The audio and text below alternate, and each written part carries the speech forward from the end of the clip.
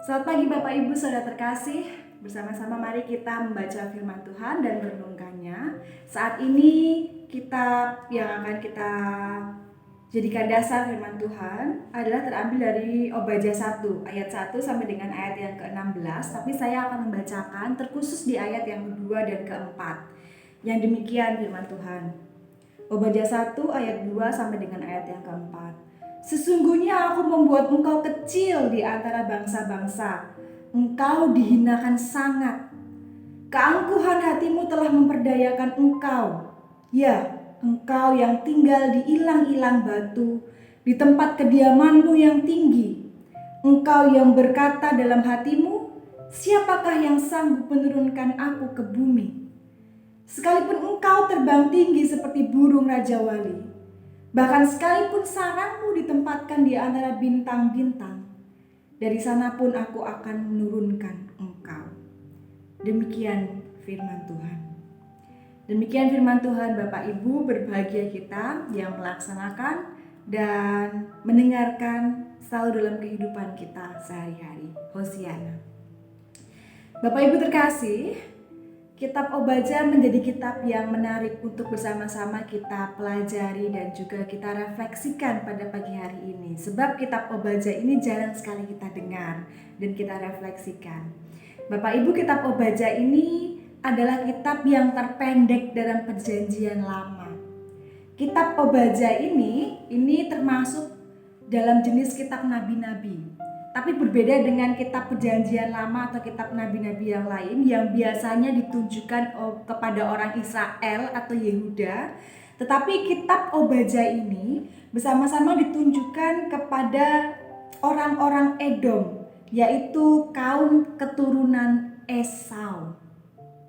Nah, mengapa kitab Obadja ini ditunjukkan kepada orang-orang Edom? Sebenarnya kitab Obadja ini ditunjukkan dengan tujuan untuk memperingatkan orang-orang Edom. Allah begitu murka dan marah kepada orang-orang Edom. Mengapa? Sebab kala itu ketika bangsa Yehuda atau bangsa Israel diserang oleh Babel, orang-orang Edom ini tidak membantu mereka, malah bahkan menghalang-halangi dan merampas apa yang dimiliki oleh orang-orang Israel kala itu.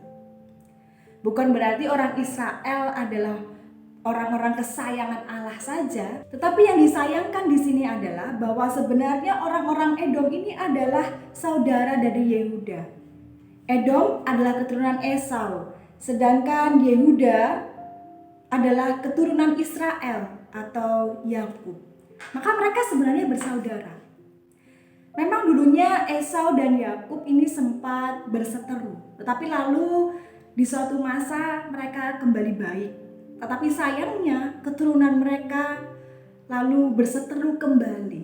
Nah, inilah yang disayangkan oleh Allah. Bagaimana bisa sebenarnya antar saudara ini lalu bersikap tidak baik satu dengan yang lain? Tidak ada pertolongan yang diberikan ketika saudara yang lain sedang susah. Demikian pula sebenarnya keberadaan Edom di dekat perbatasan selatan Yehuda ini adalah tetangga terdekat yang seharusnya bisa memberikan pertolongan dan juga keamanan ketika Yehuda atau Israel ini diserang oleh Babel. Tapi kenyataannya tidak dilakukan oleh bangsa Edom. Bapak Ibu terkasih dalam Tuhan Yesus Kristus, hal ini bisa menjadi permenungan bagi kita bersama. Bahwa ketika kita ada dalam satu kesatuan, sebagai satu komunitas, sebagai satu saudara, seharusnya kita juga memiliki perhatian kepada saudara kita yang lain. Sering kali di gereja, kita lalu membuat blok-blok atau pembatas-pembatas yang terlihat jelas. Misalnya antar kategorial. Kita lalu menjadi orang-orang yang hanya berfokus kepada salah satu kategori saja. Misalnya ketika sudah berfokus pada pelayanan atau kategori pemuda, lalu tidak mau ikut campur dengan remaja atau sekolah minggu atau bahkan ada youth walk.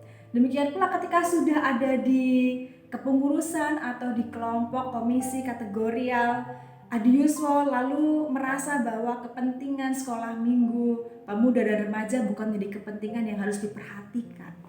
Bapak Ibu terkasih dalam Tuhan Yesus Kristus, kita semua bersaudara, terlebih ketika kita ada dalam kehidupan bergereja. Kita adalah komunitas tubuh Kristus yang perlu saling memperhatikan satu dengan yang lain. Maka ketika ada hal-hal yang penting, bahkan mungkin itu bukan dalam kategori kita, maka baik juga bersama-sama untuk kita perhatikan dan kita perjuangkan. Jangan lalu malah antara kategori satu dengan kategori yang lain menjadi bertolak belakang atau bermusuhan. Kita bersama-sama membangun gereja ini sebagai rumah Tuhan. Maka mari kita perjuangkan kehidupan iman kita bersama. Baik itu anak-anak kecil, pemuda, remaja, dewasa, bahkan adiuswo. Bersama-sama kehidupan iman kita menjadi bagian yang penting untuk kehidupan bersama. Tuhan Yesus memberkati dan menuntun kita, memampukan kita untuk saling memperhatikan. Amin.